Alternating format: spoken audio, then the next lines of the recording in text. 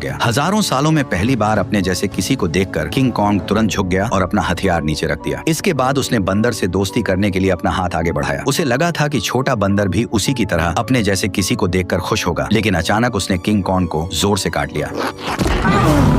इतनी मुश्किल से अपने जैसे को ढूंढने के बाद किंग कॉन्ग उसे इतनी आसानी से जाने नहीं देना चाहता था, इसलिए वह बंदर के पीछे दौड़ पड़ा। लेकिन तभी अचानक उसके पीछे एक डरावना साया आ खड़ा हुआ, जिसे देखकर वह बुरी तरह चौंक गया, क्योंकि उसने आज तक अपने साइज का कोई गंजा गोरिल्ला नहीं देखा था। जैसे ही कॉन्ग उसकी ओर बढ़ने लगा, तभी अचानक दो लंबे हाथों वाले गोरिल्लाओं ने पीछे से आकर उसे जोर से जमीन पर गिरा दिया। गंजे के चेहरे की मुस्कुराहट देखकर साफ था कि वे लड़ाई के इरादे से ही आए थे, इसलिए किंग कॉन्ग ने भी अब उन्हें मारने का इरादा कर लिया। उसने तुरंत एक पत्थर उठाया और सीधे गोरिल्ला पर दे मारा। गुस्से में गंजा भी उस पर हमला करने दौड़ पड़ा, लेकिन कॉन्ग ने चालाकी से उसे भी मात दे दी। कुछ ही पलों में वह सबको जमीन पर गिराता चला गया, यहाँ तक कि गंजा कॉन्ग की कुल्हाड़ी को हाथ में लेकर भी कुछ नहीं कर पाया और चारों खाने चित हो गया। जैसे ही किंग कॉन्ग अपना हथियार उठाने बढ़ा, तभी छोटा पीला बंदर अचानक दौड़कर आया और उसके चेहरे पर झपटकर हमला करने की कोशिश करने लगा। ये देखकर किंग कॉन्ग ने उसे भी पकड़ लिया और उसी को हथियार बनाकर बाकी गोरिल्लाओं की जमकर पिटाई कर दी। हालांकि वे जानते थे कि वे किंग कॉन्ग का सामना नहीं कर सकते, फिर भी वे बारी बारी से उस पर हमला करते रहे। इसी बीच एक बंदर गलती से खाई में गिर गया, लेकिन किंग कॉन्ग ने फुर्ती दिखाते हुए उसे तुरंत पकड़कर ऊपर खींच लिया। लेकिन एहसान मानने की बजाय उसने जमीन से चाकू उठाकर किंग कॉन्ग पर वार कर दिया। यह देखकर किंग कॉन्ग का गुस्सा भड़क गया और उसने एक जोरदार लात मारकर उसे फिर से गहरी खाई में फेंक दिया। ये हाल देखकर गंजा डर गया और तुरंत पीछे मुड़कर भागने लगा। किंग कॉन्ग ने पास पड़ा पत्थर उठाकर उसकी तरफ फेंका, जो सीधा जाकर उसके सिर में जा लगा। चोट लगने के बाद भी वह कुछ बड़बड़ाता हुआ बिना पीछे देखे वहां से भाग गया।